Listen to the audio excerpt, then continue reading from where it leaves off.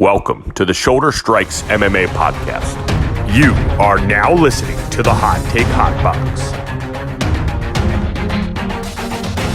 Welcome to the Shoulder Strikes MMA podcast. You are now listening to the Hot Take Hot Box. Ladies and gentlemen, it is the Shoulder Strikes MMA podcast brought to you by the Hot Take Hot Box. My name is Matt McSweeney. I am joined by the Ty Capone. Here to talk about UFC Vegas. I think it's 92. Lerone Murphy. Edson Barboza. We have Mr. Fury and Mr. Usyk getting in there. John Fury is going to be fighting someone as well, I hope. It always gives me joy and pleasure to watch that man lose his mind each fight week. Ty, how are you feeling? Are you excited for some of this stuff? I definitely am excited for the Fury-Usyk fight. UFC, not so much, but we'll give our picks, predictions, thoughts, bets, information, anything you need to know going into this week's card. Yeah. So the Fury-Usyk fight will probably be around 30, 45, depending on how the rest of the card goes. I think there's 8 fights on their card, so that's kind of a lot. It's kind of a lot, but It should be I think it's called Ring of Fire, whatever that means. Maybe the ring will be on fire. His Excellency, yeah. I would not put anything past him. His Excellency, dude, he's ready. He's like, yo, by the end of the year, I want to make Canelo Crawford or the beginning of next year. Also, that's what he's like trying to dial in on. Once Crawford gets past Madrimov, if he does. And then he wants to do Joshua versus the winner of Dubois Hrgovic, which is going to be is it on this? It's not on this card, but it's its own thing. It's kind of confusing. I don't really know how this is working because they have the 5v5 Queensberry versus Matchroom card, which is separate from the Fury Usyk main card, right? So there's 5 fights, there's 10 fights. I don't know. But or no, that's a different day, I guess, right? There's a lot going on, man. There's so much going on. I'm trying to figure it out because His Excellency is making all these things happen. The Dubois, the 5v5 is that's the Better BF Vol. I'm so sorry. I'm stupid. Right. Okay, that's June 1st. Yes. So that's going to be that. So the winner of the Dubois Hrgovic fight on that card, he wants the winner to fight Joshua. And then if Joshua gets past that guy, he wants Joshua to fight the winner of Fury Usyk. Maybe if they do a second fight, then wait. But that's His Excellency, dude. He's laying out the roadmap for boxing for this year and next year. He's already getting ahead of himself. He might not have long left on the. So he's trying to get everything he can to get done. He's bringing all these guys together. I love it. This card should be pretty good. Your boy Jai Obatai is back. Sergey Kovalev. I got one more in me. He's got one more in him. And it starts at noon, so that's something. Yeah. And by the time that Yuri, I keep saying Yuri, Usyk and Usyk. There you go, Usyk and Yuri. Jesus. Fury Usyk get in the ring. I think the main card will probably be about to start for the UFC. You'll probably see somebody like Umar Sy. Maybe he'll be in the ring making his debut, or Tom Nolan, our boy, will probably be in the ring with Victor Martinez, the former catcher of the Tigers. So we'll have something. At least it'll be going on at the same time. That's always fun. I know we kind of poo-poo some of these cards and whatnot, but once that time comes, it's like, all right, dude, Tom Nolan's on the fucking big screen. Let's go. Yeah, and then you got Tukos getting after it. It's gonna be. Listen, like you said though, we have fun, we talk shit, but we will be tuned in and we will be watching all of this nonsense.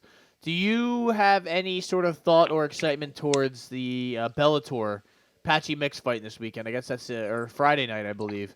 It's the only thing that I somewhat care about on this whole card. I mean, Cedric Doumbé does really nothing for me yet. He's kind of the attraction of the other, Aspen lads still fighting somewhere out there in the world.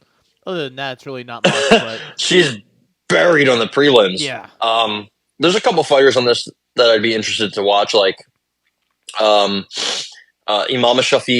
Aliyev, the undefeated Russian fella. Archie Colgan, the undefeated American. I forget where he came from. I think LFA. I think he might have boxed before a little bit. He's pretty good. He's undefeated. He's fighting Thibaut Gaultier.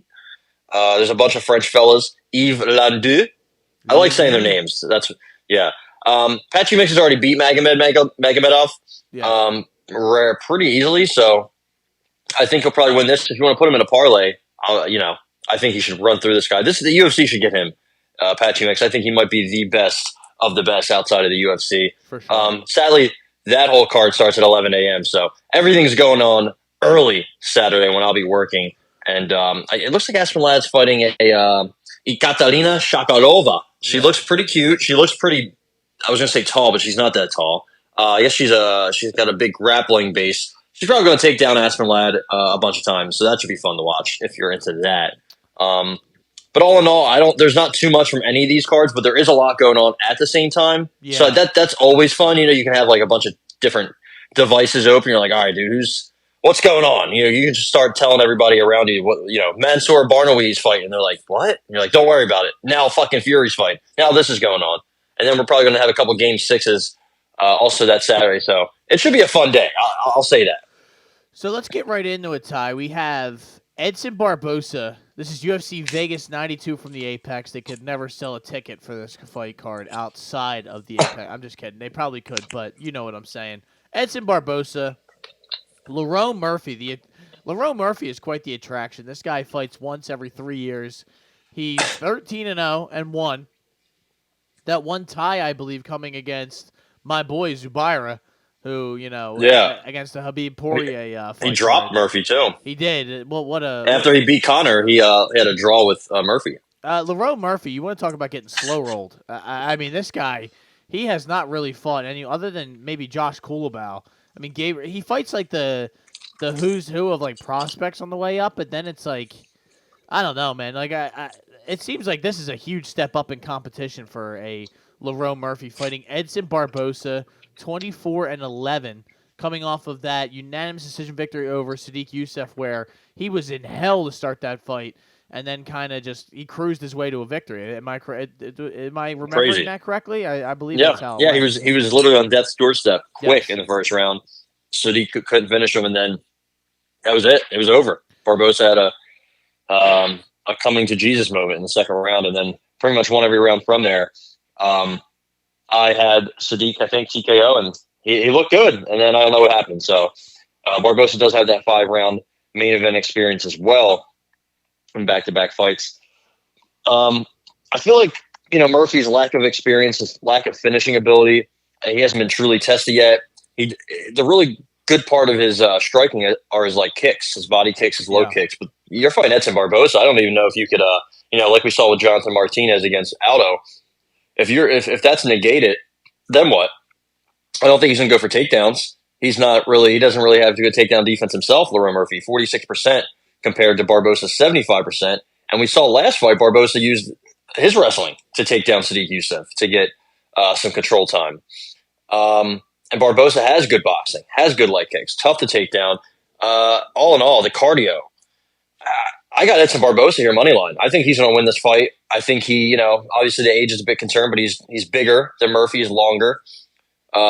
Murphy's not necessarily young himself, 32. And, for somebody that's 32, I feel like he's a little bit undeveloped, and maybe it's to the point where you said he fights once every 5 years. So who knows? Maybe he looks a lot better.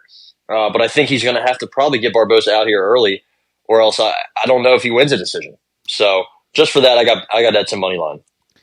I think I agree with you, Ty. I don't trust that. I don't trust Lerone Murphy in general. This guy, he fights very sparingly. He's 13-0, but he's 32 years old. And has he ever fought anyone that's really ranked or somebody that you highly, think of? Kulabau. Like, he fought some.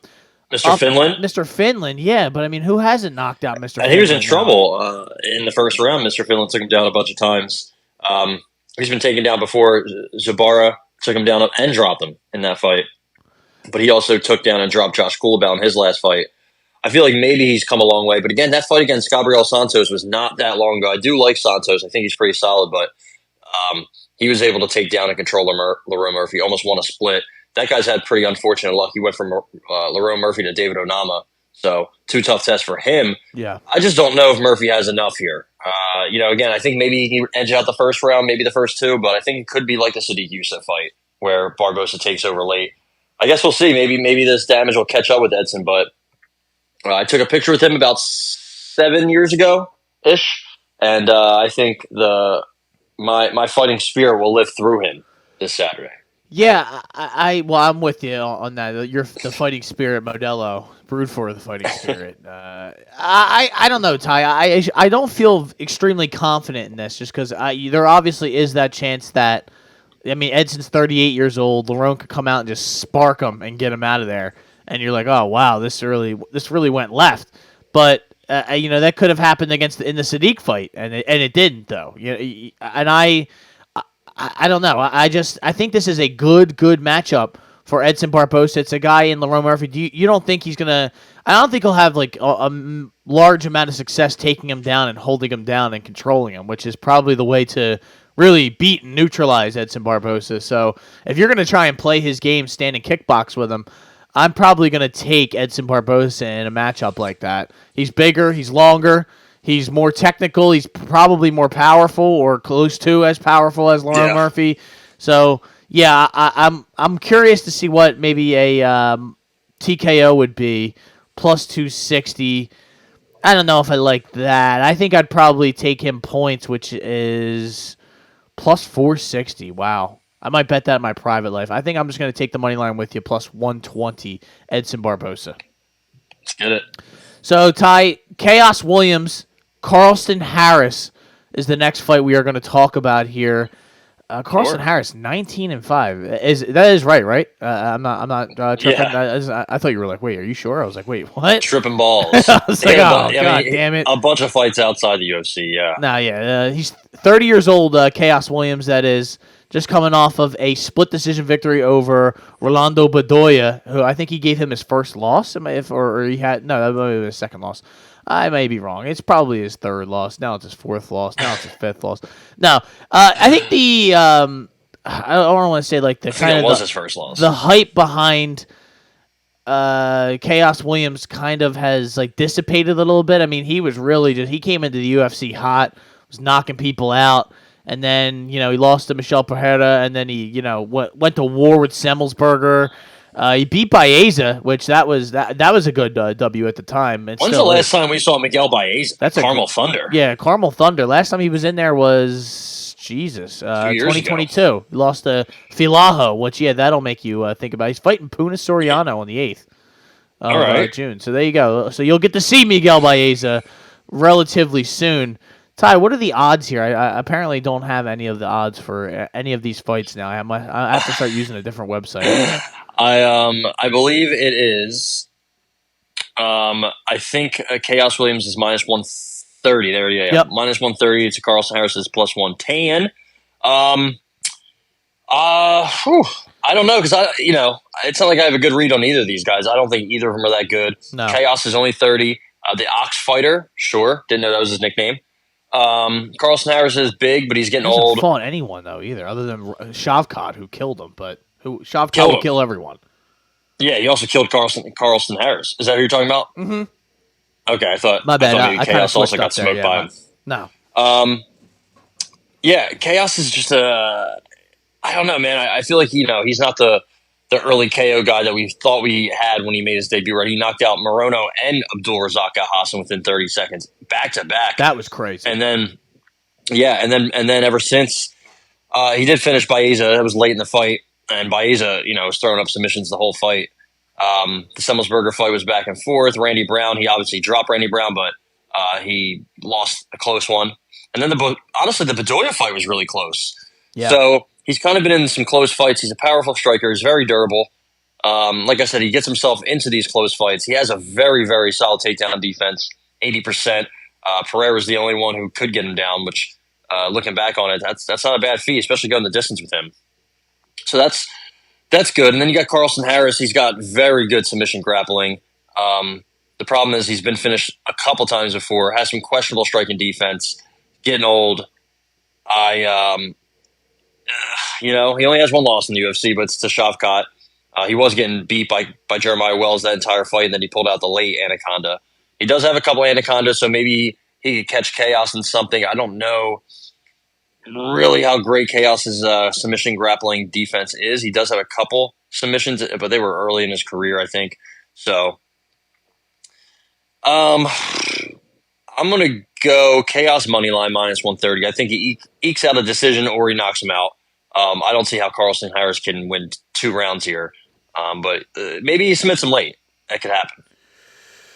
Yeah, so I'm going to count on the fact that I don't think Carlson Harris is good. I don't really think Chaos Williams is good, but I don't know. I mean, it seems to me like Carlson Harris, he's 36 years old. He's always kind of been like the more skilled, bigger guy, or when he has success against some of these guys. I mean, you look at some of the names that he's fought in the UFC. I mean, Impa Kasaganai, well, like that I think it was right after he had gotten sent into orbit by Joaquin Buckley. Yeah. If I remember correctly, yeah, it was pretty close to it, and I don't know, like it just I've never watched him and been like, wow, this guy's super talented, this guy's unreal. I am so enamored by his skill. At least Chaos has always gave me that like, wow, he throws hard, he's aggressive. He comes right across the octagon. The only thing I do worry about is him maybe getting taken down and submitted or something along those lines, but he's never been submitted before.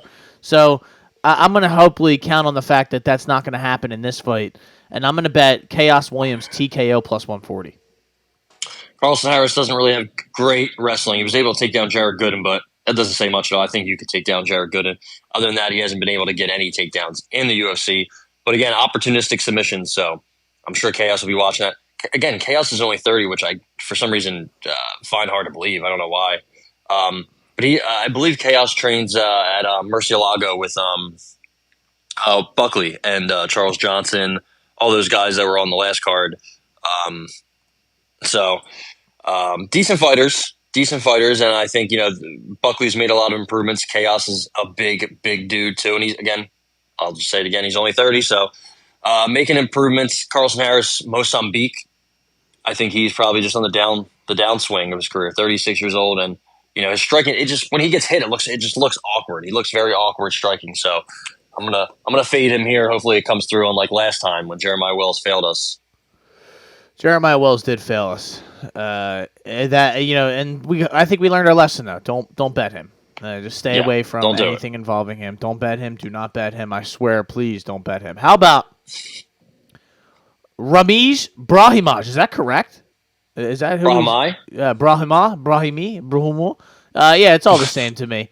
He's fighting Themba Garimbo. Shout out to The Rock, giving him a house. I'll always bring that up because The Rock makes sure that he videotapes every time he does a charitable donation of any sort. Yeah.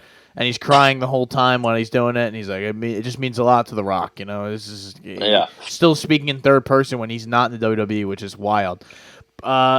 What do I have? Can I go back to my trusty website yet to see? Yeah, we finally have odds on the website. Thank God. We have -150 for Themba Garimbo to Brahmai, which the J is now an I, at +120, 124. These guys, the J has always been an I. Yeah, well, some of these guys, the foreign guys, really fuck up my English here, and it really makes me think twice about what I'm talking about.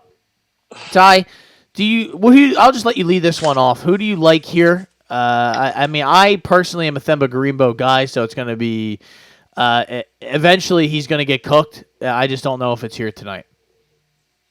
Yeah, so I guess on one hand, Themba Garimbo didn't have a nutrition program, didn't train or anything, and now he's at MMA Masters with Colby Covington and all those guys. Ricardo Lamas, Nate Landwehr.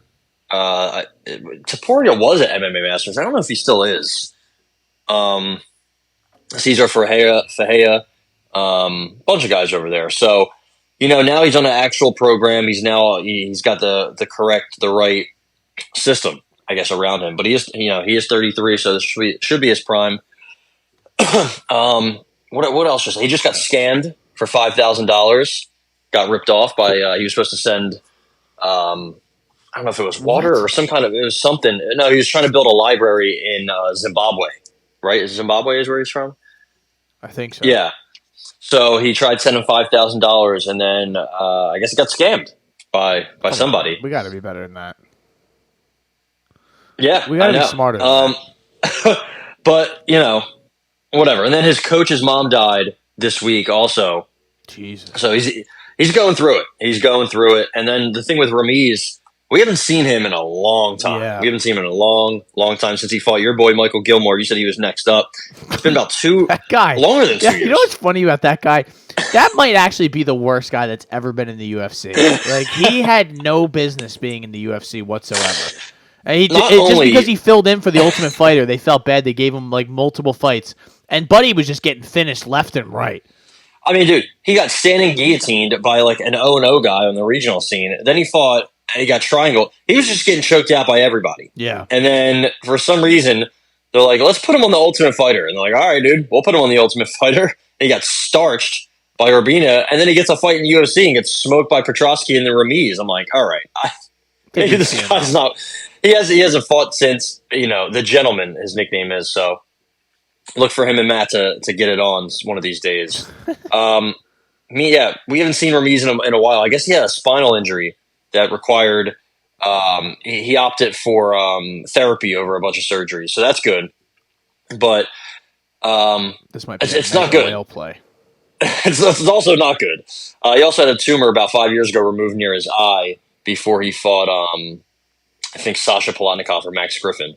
And then remember the Max Griffin fight, he got his ear sliced off almost. That was nuts. So the thing I'll say about him, it's submission or death, pretty much, right? Submission or else. Submission or bust. He's got really good submission and grappling. He'll take that back right away. He'll get them out. He'll work his way past your guard.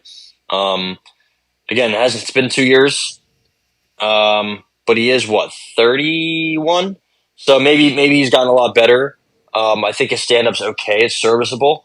Yeah. Garimbo is very awkward on the feet. He's tall. He's long. He has power, and he also goes to wrestling sometimes. But the thing with him is he gets very sloppy. Remember he fought AJ Fletcher. He had like a 12-inch reach advantage on him and was able to get guillotined, tapped out. He just puts himself in. He gets reversed a lot. I got Ramiz Brahimaj by submission plus 175.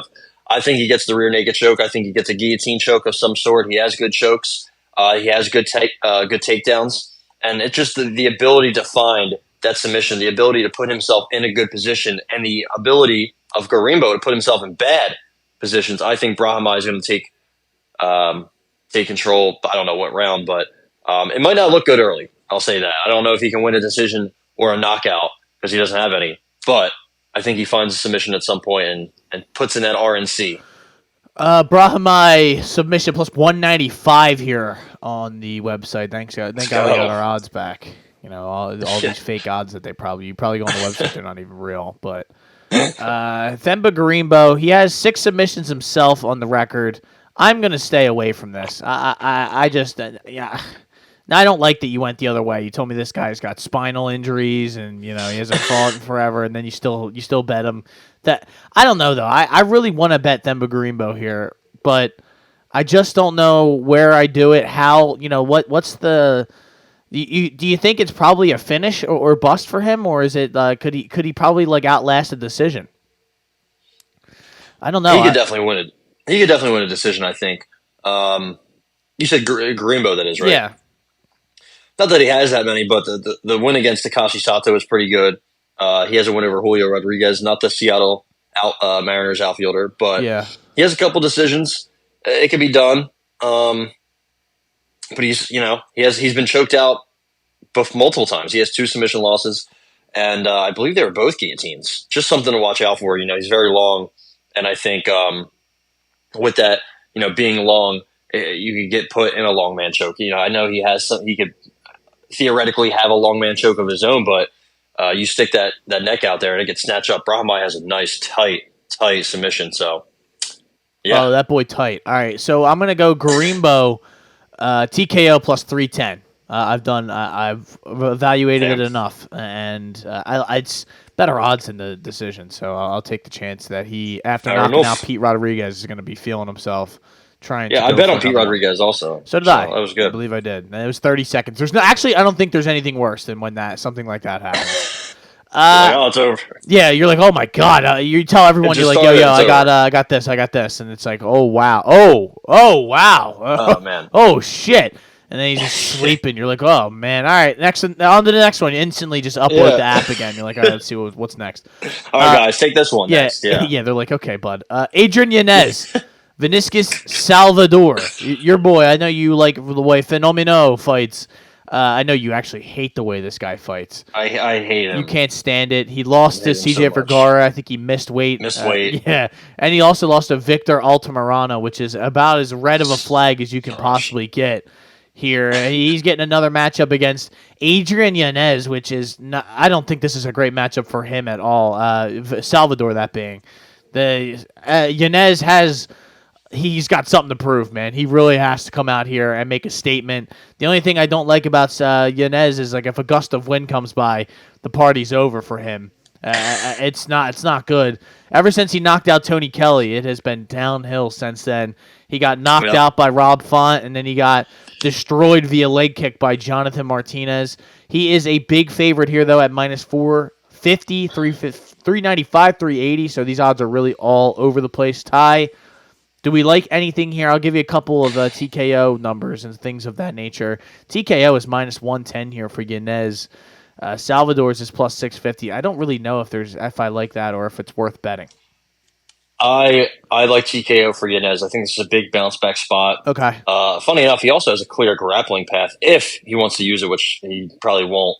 Oh, wow. Salvador's going up. I didn't actually realize that. Yeah. So. Oh, okay. Yeah. No, this is a max play then. Never mind. Salvador's 0-3 to the decision. He's been KO'd twice. I think he's first round KO or bust. After that, he's pretty cooked. He's been hit to the body many times in his career so far, and Yanez is really good at digging to the body.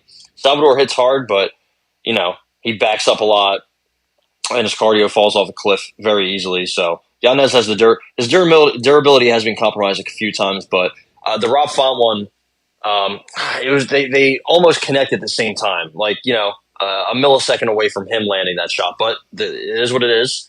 And the leg kicks, it's a bit different than getting, head kicked or something. But still, either way, not great. But he does have the cardio, does have the boxing, does have the wrestling, everything. I think he's just all around better. I think he finishes him here minus 115, minus 110, whatever we can get. Minus 110 is what we're getting. Yanez TKO, that's the pick. Now we must keep it moving. Angela Hill, Luana Pinheiro. Angela Hill still getting money, still getting paid, still going in there, still fighting, still winning after her win against Denise Gomes the last time out. Ty, obviously you don't care about this fight, but Angela Hill's the favorite at minus 135, 145 to Luana Pinheiro's plus 114, 120. You almost just want to bet like a max play on that this fight's going to go to the cards because it seems like that is the lock of the century every time that she's in there to fight. Luana, last time out there, lost to Amanda Hebos. She got spinning wheel kicked in the fucking face. Thanks for coming. Before that, it's just a lot of decisions on she actually, Luana has finished a lot of people. She's got 7 finishes to her name. Ty, do you care? What do you think here? Do you got anything? Man, I think Angela Hill by decision is a good play. I think that's probably what I'm going to take. I'm not sure if she's much bigger, but I think she's stronger. Luana has some good judo, but that's really it. Like she works that, and she goes for it, and she's very powerful and explosive early, but she fades very quickly. Yeah. She, like I said, she goes for those strong judo throws. Even if she does get them. But if she can, it drains her tank quick. And then after that, I think she might be able to win the first round. After that, she's cooked, I think, honestly. She probably has to get a quick finish, quick submission or something. But, I never know how to bet Angela Hill fights. I'm probably like 0-7 betting on or against her. So let's see if we can break the spell, man. She's a solid gatekeeper despite her age. She hasn't dropped off much yet. She is 39. Maybe that happens this fight. It probably will since I'm taking her to win by decision, but I don't think it has yet. I need to see it before I believe it. I'm not betting Luana. I think she's pretty unbettable. Also, a big fraud. I think I'll take Hill decision.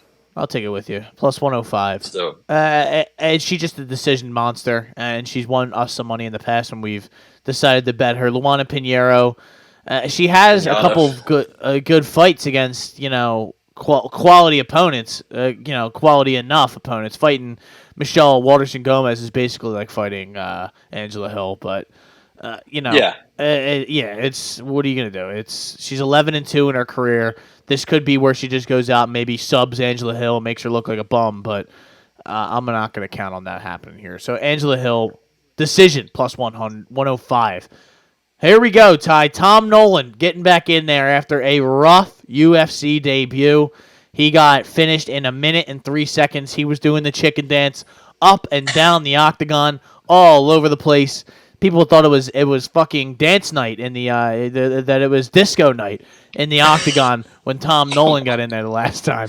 He's fighting Victor Martinez, the Brick.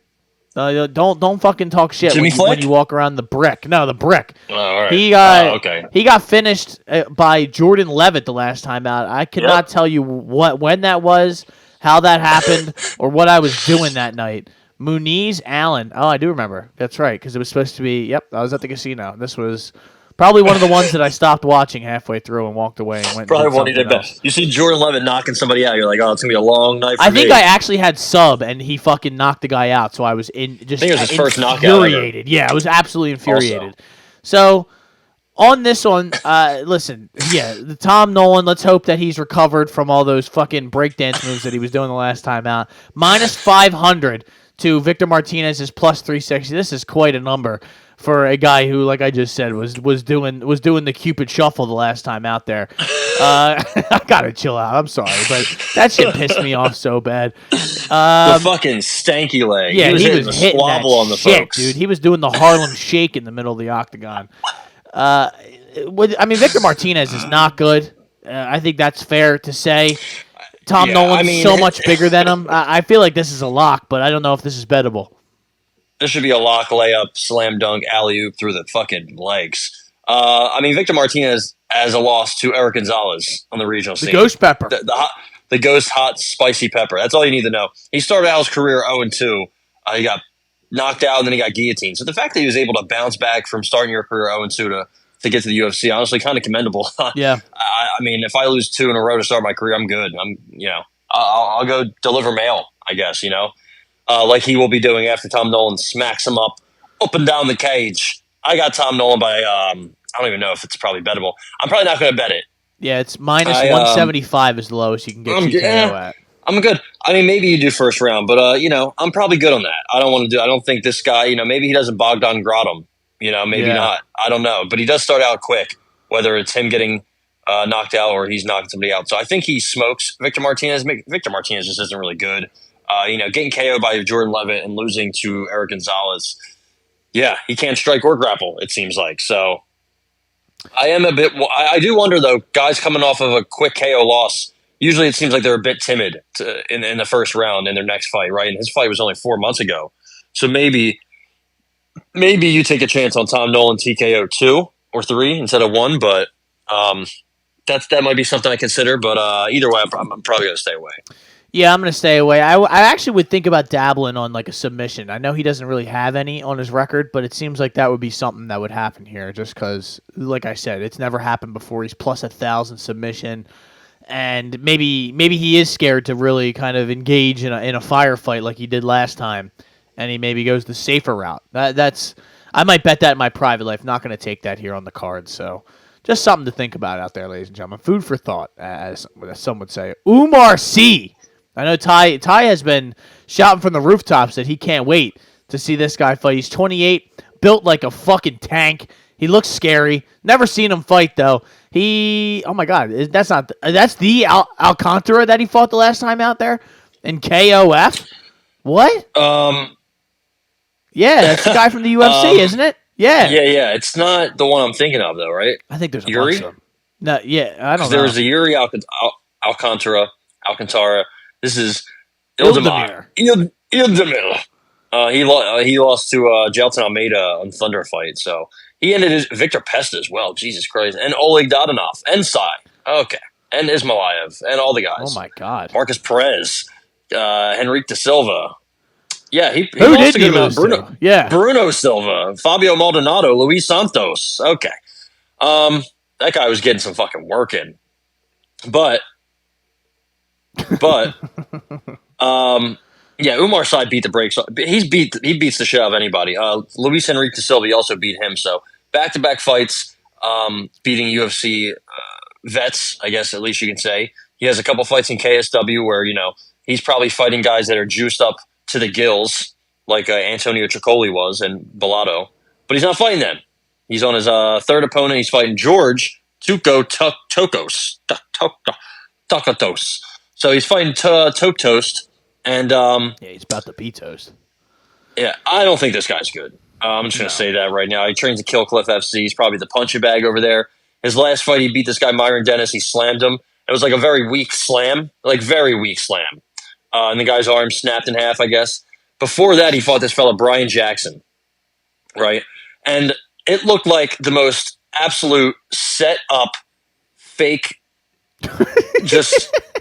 So he starts ground and pounding him a little bit. And this guy's 1-7, by the way. He starts ground and pounding him a little bit, enough for eventually the ref to be like, hey, you got to fight back. It wasn't that long, and he wasn't even really getting hit. The ref stops it. As soon as, right away, the guy, his opponent, stands up and starts being like, yeah, man, you got me. Ah, damn it. And he hugs them, and they that's it. And I'm like, this looked weird. Very odd scenes in All in Combat 3. And that was in Mandeville, Louisiana. Who knows what was going on in that one? All right, let's just say that. And before that, dude, he got absolutely starched by our boy Ming Yang Zhang on the road to UFC. He was minus 675 against him, and he got slept against the cage. He had a fucking fat nap that he took. So, and when he fought Ty Guerter back in Bellator, he got smoked. I think he got knocked down. Right? No, he got hit with a knee, and then he was on his back. Guerter let him up, and then as soon as he stood up, he couldn't. He didn't know. He started doing the Cupid shuffle, like you said, the Harlem Shake, and the ref stopped it. He just stepped in. Ty Guerter is the boyfriend of Casey O'Neill, and before that, he lost to a guy named Kevin Fryer, also at Bellator. I just don't think this guy's good, at all. I'm not sure how he got signed. He's big. He's very big, but he's not as big as Umar Sy. He has an 84-inch reach, I believe. He's got some decent wrestling, devastating ground and pound. He gets sloppy. Umar Sy does, definitely gets reversed a couple times, but I think he smokes this dude. I don't know what TKO is, but I got round 1 TKO. Yeah, I think I'm going to take the same thing. There's no odds here, so we're going to have to check back in when they eventually do give us maybe the odds. Maybe this fight doesn't. Yeah, maybe they don't even get in the cage. Who knows? Who knows? This is Omar Sy was supposed to fight 2 different people. He was supposed to fight Adolfo Bellato, which would have been a great fight. And then your boy Tricoli, who pissed through a metal cup, and they said, all right, listen, the next time we're going to have to get something else to do this test, but your nuclear piss is probably illegal, so they won't let him. No, they just said he withdrew, so they probably did come to test him. And he's like, I didn't think you were going to test me, and then they just probably said, get fucked. So, yeah, I'm gonna. With all that said, Umar Sy is the play here. Knockout. If it's anything under minus 300, 200, you can put it in a parlay, and then by itself, I would bet first round because I think he's just gonna walk across and kill this guy. He's fucking huge, and he's fighting at 205, so sign me up any day of the week. How about this? Timoris Vidal getting in there. 7-2, fighting Melissa Gatto. What a disgusting fight this is. Gatto is a minus 340 favorite to Vidal plus 270 tie. Last time we saw Gatto out there, she was getting finished she lost a split decision to Ariane Lipski, which I think was got robbed. I was going to say, which I think was very debated and thought of that she may have gotten robbed. Robbery. Miss Vidal, the last time out there, she I believe lost as well to Montserrat. Yeah. Don't call me Ruiz Rendon. That was another split decision. The girl was caked up, right? Yeah, Montserrat Rendon. She's all caked up. I believe she is. Shout out. She's absolutely jacked. So, Ty, do you like anything here? I think this is a typical stay away spot for me. Yeah, I don't have. Actually, no, I do have some. Melissa Gatto decision plus 165. Okay. I think she could get a sub. Timoris Vidal has no grappling, no wrestling, no defense. She's just primarily a kickboxer. She doesn't do anything else. I will always go back to that fight where she fought Eileen Perez in 2021, not that long ago, in Samurai Fight House 2. They were in your gym. Dude, they were in your garage. And Timoris Vidal only won by illegal knees. Literally a mat and like the smallest cage to ever be assembled. They were fighting like a 3x4. Scary. So, yeah, dude, it's like if me and you went to my storage unit and just fought inside of it with people around. It was like the same thing. We could have Samurai Fight House 3. I think we could do that if you want to. So, and then after that, she knocks out Ramona Pascal. That was probably the worst chick to ever sign in the UFC. You talked about Michael Gilmore being the worst UFC fighter ever. I think Ramona Pascal is the worst UFC women's fighter to ever be signed. She recently just got smoked by Riley Martinez, Front Street Fights 28. So she's getting in street fights and getting smoked. Not good. So, also Haley Cowan was supposed to be in this fight. She pulled out yet again. I mean, that chick has like 6 pullouts, and she has like 1 actual fight in the UFC, which she also missed weight for. So I don't know what's going on with her. Melissa Gatto, I actually like. I actually think she's pretty decent. I think she could have won that Tracy Cortez fight. It was close, but she just kind of got outpaced out. She got put in. She lost a couple of positions that ended up fucking her over. So, in the fights before that in the UFC, she finished these chicks. Victoria Leonardo, Sajara Eubanks, 2 bums, but she treated them accordingly. Same thing with Carol Hosa on the regional scene, finished her. So I think she does have some finishing ability to her, but her last couple fights have been close. I got Melissa Gatto decision. She's just, I think, better everywhere. Huge grappling advantage. So I'm worried that she might sub her. That's why I'm staying away from this one. I'm worried that she might not even go for the grappling because she doesn't really use it much. She doesn't really look for it much. It's right there in her back pocket, and I have a feeling that she might just try to strike with her, which is fine. I think her striking's solid. She was going strike for strike with Tracy Cortez, and they were going takedown for takedown with each other. That fight was really close, and she was outstriking Ariane Lipsky easily. And same with Sajara Eubanks. Not that good, but I don't rate Tamiris Vidal highly at all. So next up on the card, Abus Magomedov, Abusupian.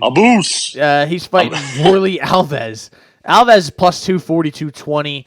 Abusupian is a minus 270, 275 favorite. You can get him as high as minus 310, unfortunately. Ty, I just read a couple. TKO is plus 120. Submission is plus 500. Inside the distance is minus 165. That leads me to kind of stay away from this, to be honest. I got a boost. Yeah, I like a boost. Round 1. You think he's just going to walk through? Walk through. They're both similar. They're both explosive early, and they can both get finished, and neither have good cardio. So, I just think I'm going with the bigger, longer, better striker. The younger, I guess they're the same age, but he's more durable. Abus is. I know. Again, he has been finished, and he can be hit and cracked. Remember, he got put to sleep in PFL. I think by Lewis Taylor. And then Sean Strickland finished him, but that was such a fucking mismatch, dude. That was going from Dustin Stoltzfus to Sean Strickland is just like, what the fuck are we doing? One guy is not in the UFC anymore. The other guy won the belt. So it's like, what the fuck? What are we doing? What are we doing? Worley Alves. It's getting worse ever since the Munir Laziz huge upset. I remember watching that at Dog Bar. I was not happy. I had Laziz, and he got smoked, body kicked, and then he fell, and he was like, I'm good. Ever since then, tough sledding. Jeremiah Wells finished him off early in the second. Nicholas Dalby beat him in a close split. And then Ikram Aliskerov ran right through him, flying knee. I think Abus does something similar. Maybe not as quick, but either way, I think maybe not as spectacular, I'll say. But definitely I think he gets it done in the first round. Abus seems to have some first-round finishes on his record. So there's not much to bet on this, but I'm going to go Abus first round. First round. I'm curious what first round TKO would be here on this. Just wondering what maybe we can get a little bit of better odds here. Maybe we can have a little fun here. Method and round combo. No, maybe round 1 TKO is plus 240 for Abus. I'll take that. Give me that. Magomedov. Abusupian. Magomedov. For people who are like, why does he keep saying that?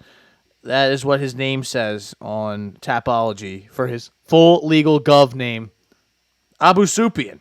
So, I'll write that down, plus 240. And now we keep it moving to the next fight on the card, which is Piera Rodriguez against Ariane Carnelosi, the cheater of all cheaters, is getting back in there. She's going to be grabbing gloves. She's going to be poking eyes. She's going to be kicking you in the box. She's going to be doing all sorts of stuff.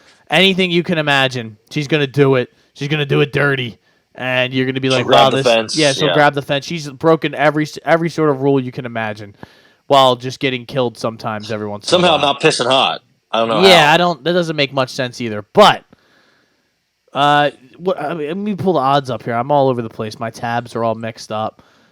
Who is the? I would imagine Piera Rodriguez is probably the favorite here. Yeah, minus 225, 230 to Carnelosi's plus 185. I really don't like any of the fights on this prelim card in this lower half section, so I'm really trying to stay away. And unless you convince me otherwise, then I will bet something. But what do you actually are like the women's fighting expert here, because you always somehow have a play when I don't. Last time out there, she got armbarred by Jillian Robertson, gave her first L. Yeah.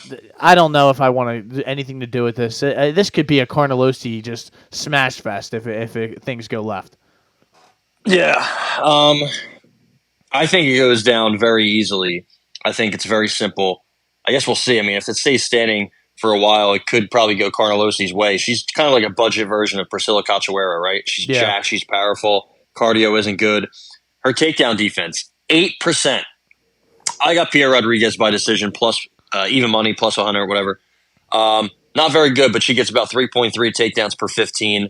Just easy money. She's going to smoke. She's going to take her down and just lay on her, and that's going to be that. Yeah. That's perfect. That's all we need to talk about here. I'm staying far away from anything involving this fight. How about Alatong Haley, the Mongolian Knight? He's getting in there. He's 16-9-2.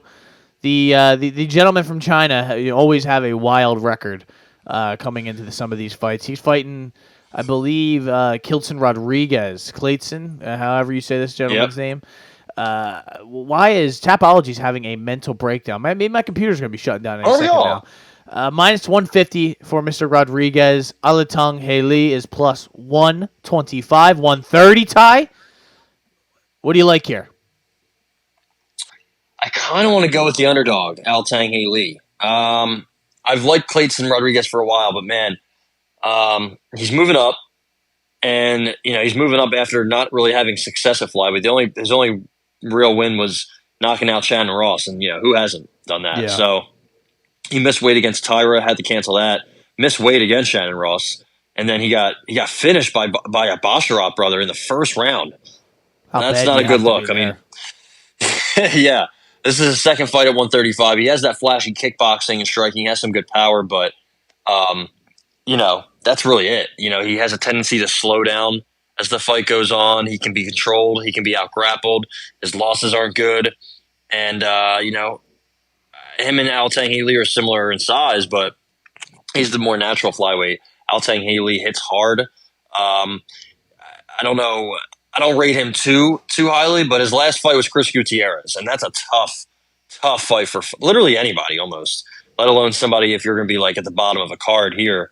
And for what it's worth, he took down Alatong Haley a couple times. He took down Chad Anheliger, and that's not a guy who's very good, but he just makes fights awkward and weird. You know what I mean? Like he's just a tough guy to fight. So I think I'm gonna go with Alatong Haley. I wanted to go with Clayton just because that's my boy, but I don't know if I can. I think I'm hopping off the bus. I think I'm hopping off the Boost bus for Clayton Rodriguez. I got Alatong Haley money line. I'll take it. Why not? I need some action here in the bottom half. I'm just basically going to be tailing all your picks because I think you're due for a week. You have been quite cold recently, and people have started to write into the pod and say, what's going on? No, I'm just kidding. No one's really said that. But, yeah, I like that. Emily Ducote and Vanessa Demopoulos. Joe Rogan will not be there, so she will not be jumping into his arms to start the fight, start the night. Lil Monster. We know what she formerly did for work before she got in the cage. She fought a lady by the name of Murata the last time out and beat her. Kanako Murata. Yeah, who cares? Who also beat Emily Ducote. Did she? Yes, sir. I think before Ducote was in the UFC. Or was it in the UFC? It was not in the UFC. Ducote beat Ashley Yoder the last time out, which I don't even remember. I do remember that happening, but I don't understand why she was still allowed to be a fighter. I'm still wondering why she was still in the UFC at that point. That was pretty wild. The Spider Monkey. Yeah, well, so I mean, what is this fight even doing on this card? Emily Ducote's minus 380 to Vanessa Demopoulos is plus 300, 260, 270. I don't care. I'm not betting this. Staying away. Yeah, I like Ducote in a parlay, but Demopoulos is just not good. No, I mean, she has like a 59-inch reach, which is insane. She's hot. She's kind of hot, right? She's also tough as fuck. She's 35, so she's not even really in her prime, and she's somebody who is very green, still is very green. You could argue that her only win in that she, I don't want to say she should be, but you could. There's a world where she doesn't have a UFC win yet. The Murata fight, I think she got taken down a bunch of times and controlled. I thought she was going to lose that one. I don't have the best memory of it, so I can't say for sure. The Maria Oliveira fight was close. I remember that, and the Jinyu Fry fight was very close. And then before she submitted Silvana Gomez-Juarez, she got dropped bad by her. If that chick just would have just kept it standing, she easily knocks her out. So her 4-2 record in the UFC, I don't really love. She also missed weight against Carolina. She got smoked. Emily Ducote, I like Emily Ducote. She lost to Lupi. I saw somebody say, and this was for a different fight, I saw somebody say that Lupi Godinez, that version of Lupi Godinez that beat let's see, Ariane Carnelossi. Somebody bet Ariane Carnelossi. I saw somebody say they bet her, and they're like, well, when she fought Lupi, that was that version of Lupi could beat anybody in the division. I was like, I don't know about that. Yeah, let's chill the fuck out. Yeah, beating Carnelossi badly does not mean she can beat anybody. But I like Ducote's strikes. I think she mixes them up well. She throws about 3 times as much volume as Vanessa Demopoulos. She has takedown defense of 92%. Ducote does 14% accuracy, so not great, but I don't think that's really going to matter here. She has decent volume, doesn't have much power. Obviously, always going to decision and kind of fights closely. But Vanessa Demopoulos, very hittable on the feet, very low output, and doesn't really have good cardio. She just kind of has some good subs that she can randomly hit. But I don't think it's going to be a worry here. I got Emily Ducote. I don't have a bet because I don't think there's really anything to bet, and I don't think you really want to bet anything on this. But yeah, I think she gets it done. Stay away, ladies and gentlemen. Don't do anything involving this early on in this card. Go do something else with your family. Go out, take care of business early on in the day. You can go back and enjoy this card later on in the night, 7 o'clock. Tune in right before the prelims. Actually, there's some of the prelims. The main card should be decent. Yeah, the prelims and the main card, like some of the last 2, 3 prelims, those should be pretty good. Some of these early fights are bad though. And I suggest staying away. Ty, before we get out of here, though, I do want to give official predictions for Tyson Fury. The big Dosser's getting in there against Oleksandr Usyk. Usyk was staring off with him today. Fury would not look him in his eyes. This is a boxing match, very rare, Ty, and you could attest to this, where odds are this close to even money.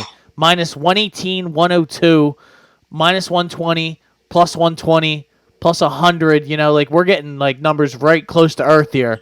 So anything can happen here. They really don't know. Fury's coming off of that embarrassing win against Francis Ngannou, who then got sent into orbit by Anthony Joshua. Usyk, when was the last time he got in there? When he fought Dubois, right? Yeah. Yes. I think it was when he fought Dubois. August of last year. He got hit with that body shot that he said was a low blow, but he got hurt with a body shot bad against Daniel Dubois, and then he was able to get him out of there with a straight left or a straight right or something, a straight shot. It's funny, he's a southpaw, but he in the public, the open boxing, whatever you want to call it, the open workouts to the public, he was boxing as orthodox, and Fury was boxing as a southpaw. So some mind games for sure going on with those two. I mean, when you look at how big Tyson Fury is just so much bigger and stronger, and also Fury's 30. Usyk is 37. Yeah. There's a lot to be said about Fury. He's 35, and he hasn't looked good recently. Tyson Fury now, if you look at him, looks like he's in the best shape of his life, and that's all that matters. When he's fat, that's how you know it's going to be a disappointing performance. Even though he hasn't lost or drew since the Wilder fight, which I don't know how that was a draw, but I got Fury. I got Fury money line. I mean, it's rare that you see a fight like this happen. This is the first undisputed heavyweight title fight since 1999. Do you know who that was? Since 1999, it's probably Lennox Lewis and somebody. Oh, yes, sir, against Evander Holyfield. Right after they had the rematch, right? They had a draw, I think, and that was just not sure what they were doing there. I mean, boxing corruption, if you will, is always interesting, but you never see a fight like this big with a line that close. I guess honestly, Spence Crawford. I think Crawford's the underdog, and he beat the brakes off him. So I got Tyson Fury money line. I think he gets it done. I see a lot of people saying he's going to have to knock out Usyk or hurt Usyk. I think it's the other way around. I think he's going to win rounds. I think he's going to stay at distance, and even if they get in close, I think if they get in close, he's just going to kind of lay on top of him, and he's going to be punching down. Usyk's going to be punching up, and I just think it's going to be a much easier for Fury to get rounds than Usyk. I think Usyk's really going to have to battle, man. And I would be rooting for Usyk because I like him more than Tyson Fury, but I got to bet on Fury, man. I got to do it. I am with you as well. I told you the other day that I was, this is going to be the best version of Tyson Fury I think you're going to see. The man was embarrassed the last time out. He is not going to let that happen again. He's out to prove to the world that he is the king of the heavyweights. He is the king of boxing, and he has to go out there and make a statement against Usyk. I would love to bet TKO. I just don't trust that Usyk will stay down or get knocked out. You never know. Heavyweight's crazy. You just never know what can happen. I think it's like plus 340, or you can get a crazy good number on TKO at plus 320 for Fury TKO. I'd love that. But the money line, you got to take advantage of a money line that is close to earth.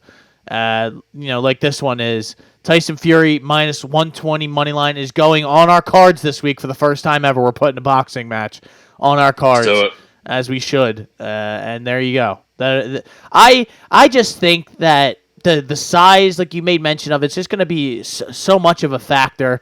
And I don't know. I never have left a Usyk is good, but I think a lot of what the public is saying and a lot of the odds are based off of how he looked in that Ngannou fight and thinking that he's kind of washed, which I think that was more of a case of him not respecting Ngannou than it was that his skills had diminished and that he's not as good as he once was. It seemed to me like he wasn't taking that fight seriously, and then the fight got serious and he didn't have the tools to do what he needed to do. He still won a lot of rounds and he did what needed to be done, but it just didn't look style points wise really that great. So I think he's going to make a statement here. I think he's going to take care of business.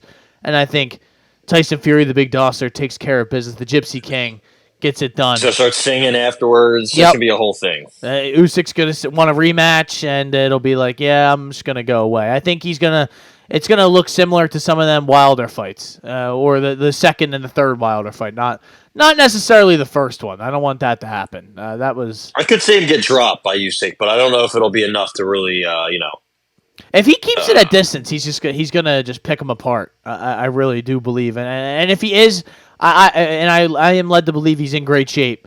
Then I think it'll be a good night out for Tyson Fury. So it should be. Hopefully, I'm hoping it happens closer to 7 because I'm obviously going to be working till maybe 5, maybe 6. I don't know. Either way, I hope that the card kind of drags on because I won't be watching the undercard. That's for sure. So hopefully this happens as late as possible, kind of like in the middle of the prelim, switch into the main card for UFC. You know what I mean? Yeah. It should be a good one. It should be a good one. It should be a great one potentially. One of a classic, a legendary heavyweight fight. It's in the Kingdom. Unfortunately, it's not at Wembley or anything. But what are you gonna do? We gotta have some respect at a certain point in the boxing space for his excellency. In the boxing space, he's taking care of business. Elsewhere, again, we're not so sure. But how about Darren Till, real quick? A couple. Oh yeah, we should talk about some of these. Darren Till's fighting Julio Cesar Chavez Jr. at 190, 6 3-minute rounds on the Tyson Paul undercard. That came out of nowhere. He also said he wants to fight Dylan Dennis and Mike Perry eventually. Right? I don't even know if he mentioned Mike Perry, but definitely mentioned Dylan Dennis. I think he's scared of Mike Perry. But also on this undercard, Ashton Sylvie, the 20-year-old undefeated top prospect that is signed to MVP Promotions. He's fighting Floyd Schofield, my boy, Kid Austin, a 21-year-old top prospect, one of my favorite prospects in boxing. You got a prospect versus prospect fight on this Tyson Paul undercard, and that is very rare. And I would have to say that the line on this fight would be very close. They are both awesome. I don't know who I got. I'm going to go with Floyd Schofield because that's my boy. I've been watching him for a while. H2O, Ashton Sylvie is very good, very talented. 20 years old versus 21 years old. I think 15-0 against 21-0 or something like that. That's a banger. I wish boxing did that more often, but I understand. If you have people like Jake Paul and his excellency are the ones that are matchmaking better than some of these other people, so that's interesting. So I'm excited to see Darren Till in there. I'm not really sure if I'm excited to see him against Julio Cesar Chavez Jr., the disgraced son of a legend, but it's happening, I guess. Who did he? Did Jose Aldo beat him, or somebody beat him? I thought it was Belfort. Vitor. It was somebody that was from MMA. Yeah, that makes more sense because Aldo's smaller. Or Anderson. It was Anderson. It's Anderson. It was Anderson. That's exactly who it was. I remember I was watching. I was like, God damn, he's beating the shit out of him. He really talk about falling off. And honestly, it's pretty crazy because somebody made mention of this, and it's kind of true. Julio Cesar Chavez is probably better than anybody that Jake Paul has fought thus far before this fighting of a senior citizen, which that we'll talk about that down the road. But yeah, I mean that card itself is going to be it's going to be a spectacle. It's going to be a little bit bizarre. It's in Texas. Yeah. So who knows what's going to happen in the crowd, and on the Katie Taylor, Amanda Serrano is going to be a banger. Like I said about Sylvie and Schofield, that's going to be a banger. Hopefully that's the co-main and then feature, and then before that you have Till and Chavez. Chavez is like 60 pro boxing fights, but who knows what kind of shape he's on? Who knows if he's on the booger sugar? Who knows if he's passing drug tests? I don't know if it'll even matter. Jake Paul looks yacked out of his mind. I don't think drug tests are going to be a thing. They're probably optional. So, also Taylor Serrano happened at 140 when they're both like not fighting at 140 is a bit odd, but that should be a good fight regardless. I'm excited for that down the road, and we will get to it when the time comes. But until then, ladies and gentlemen, enjoy the fights this weekend. Enjoy the Preakness. I am excited for the Preakness. Hell yeah, Mystic Mac, baby. Enjoy all of the stuff that's going on this weekend. And we will reconvene next week to talk about everything that happened in the combat sports world. We'll do a sports pod. We got to talk about the Eagles' schedule. We got to talk about a bunch of stuff. Oh, hell yeah. In the sports world, that's what we're here for, the Hot Take Hot Box Shoulder Strikes MMA podcast. My name is Matt McSweeney. I'm Cy Capone. And it's Mystic Dan, not Mystic Mac. We don't like McGregor, so. Well, I do. And as always, ladies and gentlemen, please make sure to respect Mystic Mac and always bet McGregor money line.